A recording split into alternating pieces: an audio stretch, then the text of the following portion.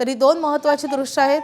देशात ठिकठिकाणी अशा रीतीनं भव्य दिव्य कार्यक्रमांचं आयोजन करण्यात आलेलं आहे। मुंबईमध्ये देखील जुहू चौपाटीवर मुख्यमंत्री देवेंद्र फडणवीस यांच्या उपस्थितीत भव्य अशा योग दिनाच्या कार्यक्रमाचं आयोजन करण्यात आलंय। थोड्याच वेळात त्याही कार्यक्रमाची सुरुवात होणार आहे। मात्र सध्या आपण दोन दृश्य पाहतोय। पंतप्रधान मोदींच्या उपस्थितीत कोलकात्यात होणाऱ्या या कार्यक्रमाचं भव्य दिव्य असं आयोजन आहे आणि दुसरीकडे आंध्र प्रदेशमधल्या विजयवाडात चंद्रबाबू नायडू आणि त्यासोबतच रामदेव बाबा यांच्या उपस्थितीत योगासनं केली जात आहेत। या कार्यक्रमाचे थेट दृश्य आपण पाहतोय। अंतर्राष्ट्रीय योग दिवस 2026 के अवसर पर राष्ट्र एवं विश्व समुदाय को संबोधित करें। मंच पर विराजमान discipline and unveil all Kolkatans to welcome the arrival of our Yashasvi, along with Taprao Jadhav ji, Honorable Minister to Action, Discipline and unveil all Kolkatans to welcome the arrival of our Yashasvi, along with Taprao Jadhav ji. ऊर्जावान मुख्यमंत्री शुभेंदु अधिकारी जी, केंद्र में मेरे सहयोगी प्रताप राव जाधव जी, अन्य सभी महानुभाव, यह कोलकाता में जुटे सभी प्रतिभागी, देश विदेश में योग से जुड़ रहे सभी साथी और मेरे प्यारे देशवासियों, 21 जून का ये दिन पृथ्वी के कुछ भूभाग पर साल में सबसे लंबी अवधि का दिन होता है और अंतर्राष्ट्रीय योग दिवस के कारण 21 जून का ये दिन विश्व के सबसे बड़े सामूहिक उत्सव का दिन भी बन गया है। विश्व के अलग अलग हिस्सों से योग की एक से एक अद्भुत तस्वीरें आ रही हैं। भारत में हिमालय से लेकर हिंद महासागर तक, पूर्वोत्तर और पूरब में बंगाल से लेकर पश्चिम में सौराष्ट्र तक पूरा देश योग की ऊर्जा से, चैतन्य से भरा हुआ नजर आ रहा है। पूरा देश, पूरा विश्व एक दूसरे से जुड़ा हुआ नजर आ रहा है और यही तो योग की ताकत है। योग सबको जोड़ता है, योग सबको साथ लाता है। मैं इस अवसर पर पूरे विश्व को, संपूर्ण मानव समुदाय को अंतर्राष्ट्रीय योग दिवस की बहुत बहुत शुभकामनाएं देता हूं। साथियों, आज योग दिवस पर मैं खास करके पूरे बंगाल में, कोलकाता में यहां बने स्वच्छता के योग के लिए भी कोलकाता वासियों की सराहना करूंगा। ये अद्भुत पहल है, स्वच्छता से स्वागत। स्वच्छता से स्वागत पहल के लिए जिस तरह यहां लगातार श्रम किया गया है, नागरिक कर्तव्य निभाया गया है, वो सभी देशवासियों के लिए आज एक बहुत बड़ी प्रेरणा बन गया है। साथियों, योग दिवस के अवसर पर आज बंगाल में होना बहुत ही विशेष है। बंगाल की ये पवित्र भूमि जहां भगवान रामकृष्ण परमहंस जैसे सिद्ध संतों ने अवतार लिया, जहां से निकलकर स्वामी विवेकानंद ने पूरे विश्व को योग से परिचय कराया, जहां महर्षि अरविंद जैसे महान योगी ने जन्म लिया, लाहिड़ी महाशय जैसे महान योगियों ने जहां योग परंपरा को नई ऊंचाइयों तक पहुंचाया, आज उसी धरती पर सामूहिक योग का अनुभव एक अलग आध्यात्मिक अनुभूति दे रहा है। इसी बंगाल की धरती पर जन्मे गुरुदेव रविन्द्रनाथ ठाकुर का मानना था कि मनुष्य की पहचान अलग अलग रहने में नहीं, बल्कि अपने आसपास की दुनिया से जुड़ने में है। यही जुड़ाव योग का मूल भाव है। महर्षि अरविंद भी कहते थे, हमारा पूरा जीवन योग है, चाहे हमें इसका बोध हो या न हो। योग जब स्वभाव में आता है तो वो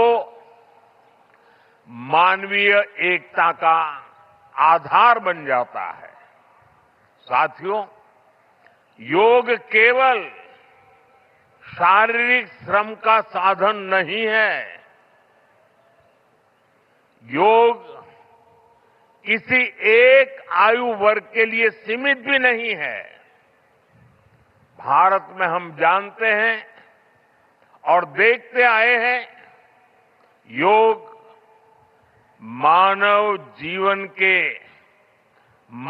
के जीवन का चेतना के साथ, ऊर्जा के साथ एक प्रकाश भी है। इसलिए इस वर्ष अंतर्राष्ट्रीय योग दिवस की थीम रखी गई है, योगा फॉर हेल्दी एजिंग। उम्र बढ़ने पर भी हम स्वस्थ रह सकते हैं, हम ऊर्जावान और सक्रिय रह सकते हैं। योग हमें इसके लिए मार्ग दिखाता है।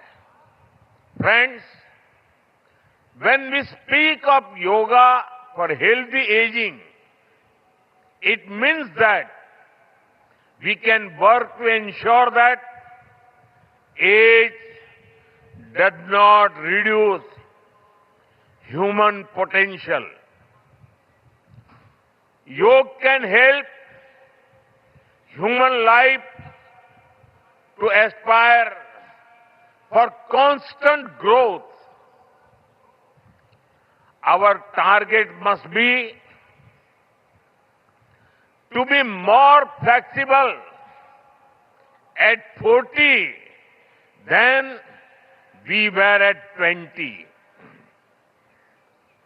Our target must be to be more energetic at 50 than we were at 30. Our target must be to be more resistant to lifestyle disease at 70 than we were at 50. This is where yoga can help us. It helps us tune our bodies to be flexible. It keeps our energy level high. It also helps us maintain a calm, stress-free life and keeps and help to keep lifestyle disease away. Moreover, with regular practice, yoga teaches us to remain lifelong learners of our own bodies and minds. The more we know about ourselves, the better we can manage ourselves.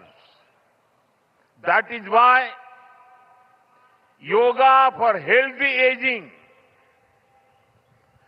this theme must be seen as one for people of all ages, not just for the elderly. साथियों, गीता में भगवान कृष्ण ने योग के विषय में कहा है, युक्त आहार विहारस्य युक्त चेष्टस्य कर्मसु युक्त स्वप्न अवबोधस्य योगो भवति दुःखः।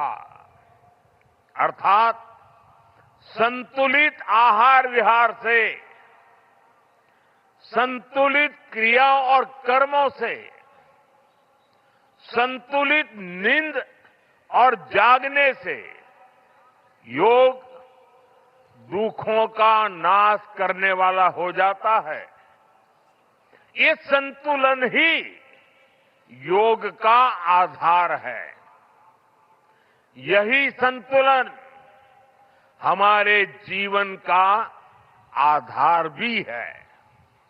लेकिन ज्यादातर लोग आज इस आधुनिक समय में जीवन के असंतुलन से ही जूझ रहे हैं।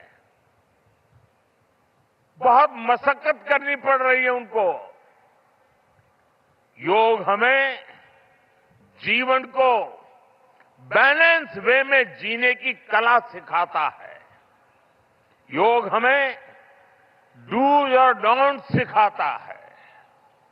और जब हम हमारे शरीर को सही ढंग से चलाना सीख लेते हैं तो स्वास्थ्य हमारा स्वभाव बन जाता है।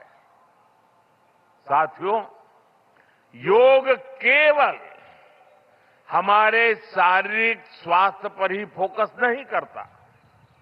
योग मानसिक स्वास्थ्य से शारीरिक स्वास्थ्य का मार्ग दिखाता है। इसलिए योग के विषय में युक्त चेष्टस्य कर्मसु कहा गया है।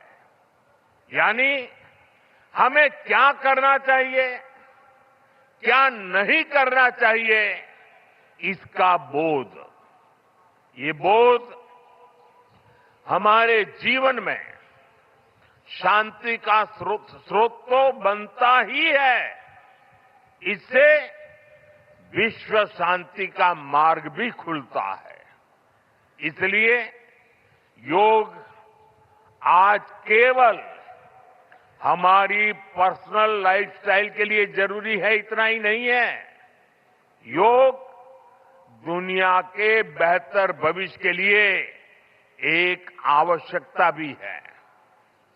साथियों, अंतर्राष्ट्रीय योग दिवस के अवसर पर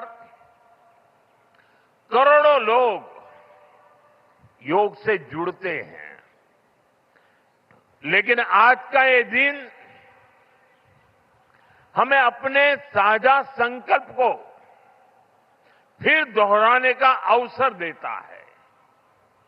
आइए हम संकल्प लें, योग को केवल एक दिवस तक सीमित नहीं रखेंगे। योग को केवल एक कार्यक्रम तक सीमित नहीं रखेंगे। हम योग को अपने जीवन का हिस्सा बनाएंगे, अपने परिवार का हिस्सा बनाएंगे, अपनी आने वाली पीढ़ियों का हिस्सा बनाएंगे। साथियों, इसी दिशा में इस वर्ष योग 365, योग 365 की पहल को भी आगे बढ़ाया गया है। इसके तहत 100 दिन के ऑनलाइन योग कार्यक्रम का आयोजन किया गया है, जिसमें अभूतपूर्व जनभागीदारी देखी गई है। 130 देशों के 30 लाख से अधिक लोगों ने इसमें भाग लिया है। साथियों, जब समाज स्वस्थ होगा तब राष्ट्र भी अधिक सक्षम, अधिक समृद्ध और आत्मविश्वासी बनेगा।